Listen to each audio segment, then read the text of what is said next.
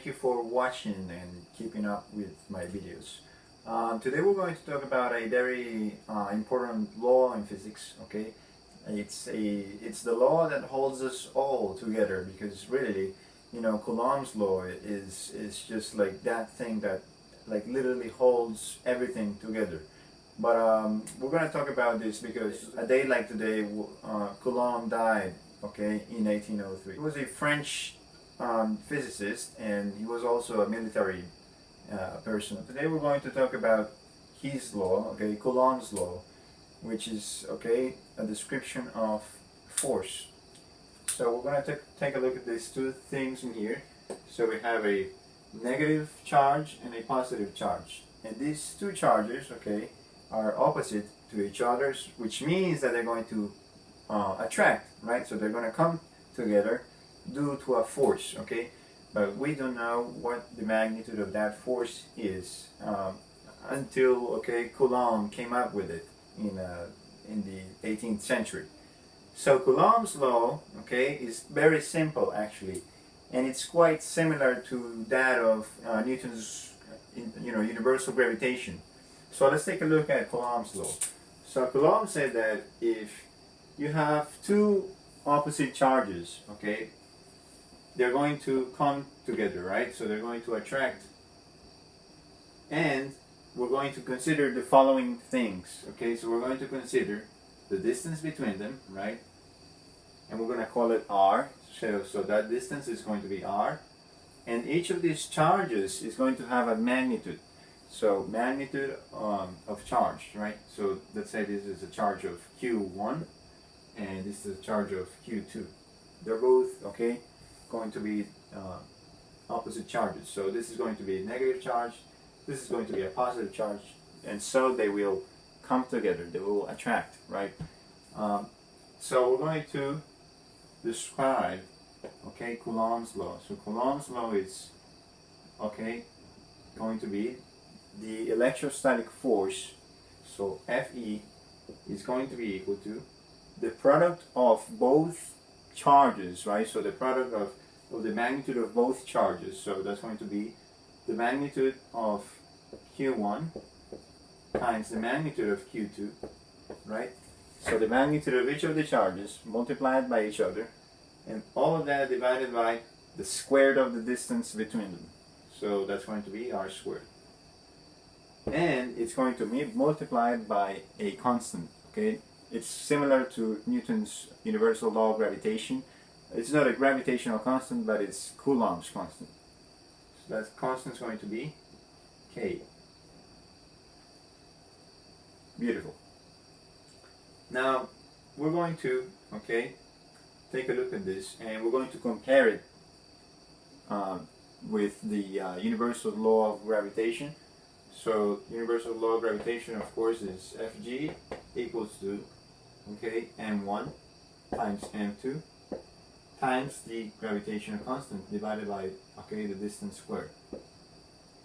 So they're actually very similar, right? So the magnitude of, the charges, and then the product of the masses, okay, and then inverse of the square of the distance. So it's not very different from each other, but of course one of these two is the real law that holds everything together, because one of them is stronger than the other one. And we could figure that out, okay, by comparing them. So we're going to take the ratio, of the electrostatic force, okay, over the gravitational force, Fg. So Fe over Fg is going to get us something. But we're going to consider that we have two electrons, yeah. So let's say we have two electrons, okay? We have two electrons, each of them has a mass, right, which is identical. So identical mass E, okay, and identical charge. Okay, so that means that the the electrostatic force is going to be E squared, right, divided by the square of the distance. So it's just going to be R, okay, let's consider it to be R, right, so R squared, times the constant K, okay, and we're going to divide that, okay, by the mass of the electron, which is going to be m squared, right? So the mass of the product of both of the electrons' masses. So that's going to be m squared divided by r squared times the gravitational constant g. Okay, and then look at that. R squared over r squared is just 1, so that cancels out. And all we have to calculate now is going to be e squared times k, the constant divided by m squared times g. So let's go ahead and plug that into the calculator. So we're going to go ahead and calculate, okay, the ratio of the electrostatic force over the gravitational force between two electrons in space that are being repelled, okay, by each other because they're both, okay, negative charges, right? So we're going to look at the magnitude of the charge of the electron, which is going to be 1.6 times 10 to the negative 19 coulombs, right?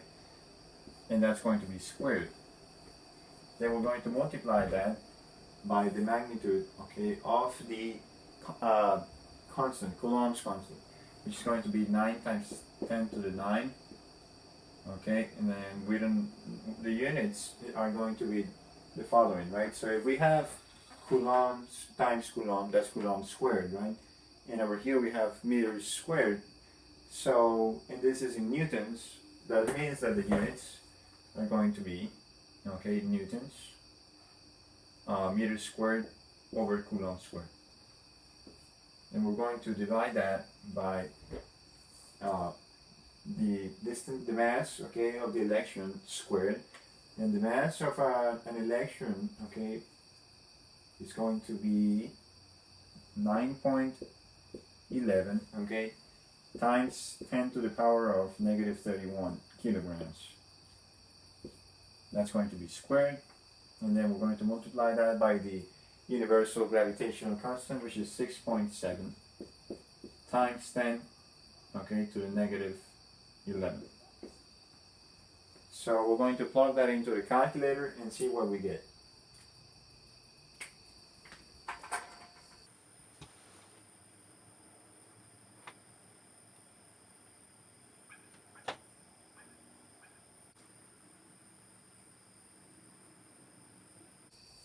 So we found out that the ratio between the electrostatic force and gravity is going to be, okay, equal to 4.14 times 10 to the power of 42.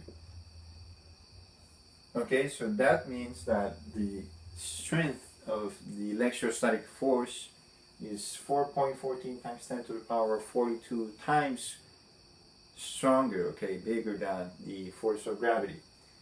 Okay, so that's a huge difference, right? So that means that the real law that holds everything together is Coulomb's law. So you gotta check this out. Keep watching my videos. I'm gonna keep posting physics, maths videos. And we're going to go to New York this weekend. We're going to go on Sunday to bring calculus to the people of the the streets. It's not just for the few; it's for everybody, right? So we're going to try and do that. So hopefully you like this video. It's pretty brief and easy to understand. Coulomb's law is is relatively easy. So but it's so important, right? It's so important for everything. The universe is held together because of that law. So that's about it. Thanks for watching. Remember to subscribe and hit the bell so that every single time I post a video, you get a notification, and then you can watch and enjoy. Okay, and share with your friends. Bye.